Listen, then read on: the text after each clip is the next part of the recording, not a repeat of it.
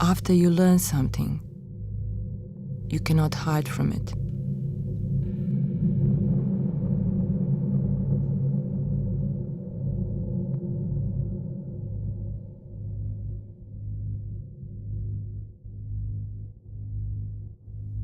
It was important for me to create a work which would not shock people. By stepping in a mortuary fridge, I didn't want them to feel anxiety or claustrophobia. I want them to understand that they are in a place that keeps precious things, once human remains, now information. The starting point of the projection is more than 32,000 video clips, equaling 88 hours of continuous stream of viewing footage. Because of the randomness in which the clips are played, it's impossible to see the same thing again.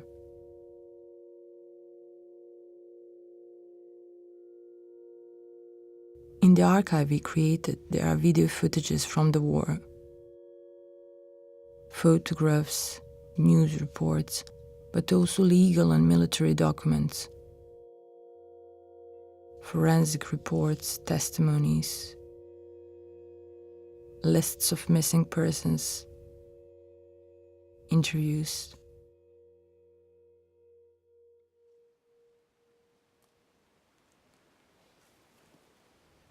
I went to the former concentration camps, the mass graves, execution sites, the places where crimes were committed, as well as DNA laboratories and courtrooms.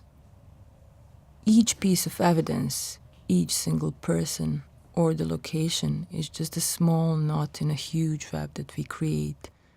It's our world, we are all connected.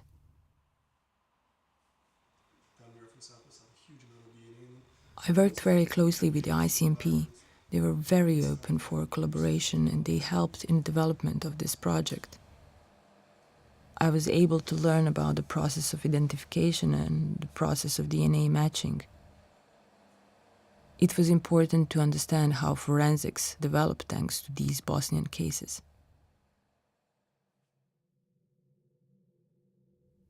Before visiting Tomašica, I went to a mortuary in Tuzla and mortuary in Šejkovača, both supported by ICMP. I saw hundreds of human remains that still needed to be identified. I had a chance to see many personal belongings found next to the mortuary remains.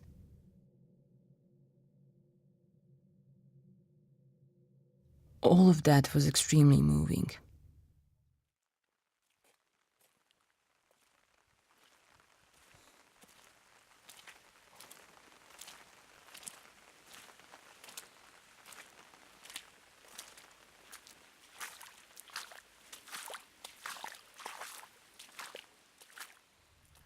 Coming to the site where 434 bodies were hidden was very difficult. Close to the site there are houses with people living there. Just looking at the site was so haunting. There were whole families buried there. The destiny of these people has been unknown for 20 years. Because of the type of the soil, bodies were in the state of saponification, which means that bodies still had skin and tissue. They were not skeletons. They were actual bodies, almost recognizable.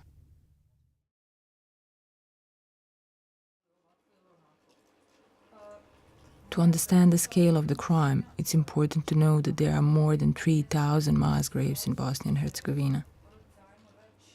20 years after the war, of 34,000 missing persons, there are more than 9,000 people still missing. Unfortunately, most of them will probably never be found. The difficult thing for me is to look at the landscape in Bosnia and not think about what it's hidden.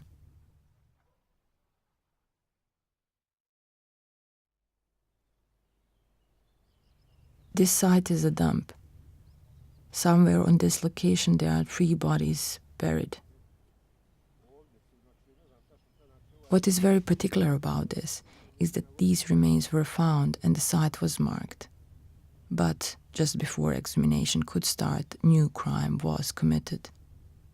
The bodies were relocated, moved and hidden again. This story was extremely moving for me. I know the persons who were buried there. I know their names, I saw photos of them. I know their family history. There are these 2 beautiful twins from Kalinovic. They were 28 when they were taken away to the rape camp. And then from there, with 13-year-old boy, they were taken to the site where they were executed and where their bodies were buried.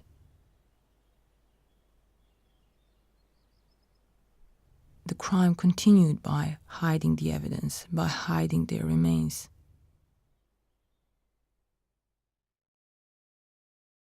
In our research, we came across a letter, an anonymous letter that reported on a mass grave in a Piljak pit near Foča. Over 80 bodies were thrown there. That was in 1993. Information about this location came in 2001 through the anonymous letter. 64 persons were identified from that site. This anonymous letter vanished for years. Nobody knew about it.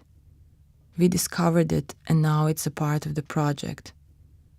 Although this letter is a very small, simple gesture, it shows so well that sometimes that kind of an action is of great importance. With small things we can make a huge difference.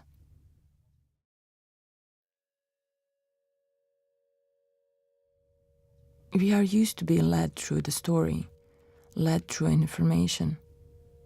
Even if I wanted, I wouldn't be able to make one narration out of the video clips. Each clip connects to every other. It is impossible to create one linear story, same as our memory function. Film should be seen as a document or an evidence. The square format and the hand that shakes. Even if not obvious at the first sight, the movement of the hand that records and the eye that drifts is there. It's integrated in the work. Information is seen by someone else, but soon we understand that we are that someone. This work can speak for those who can't, victims and witnesses, survivors, families who are still searching for their loved ones.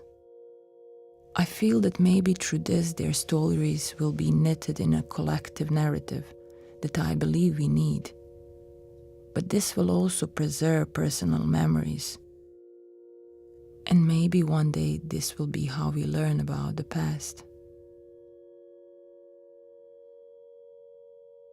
The meaning of the search is connected to the idea of action, something that continues. This movement, this ongoing process is our wish to discover. It's not only a search for a truth, but a search for information, a search for a memory.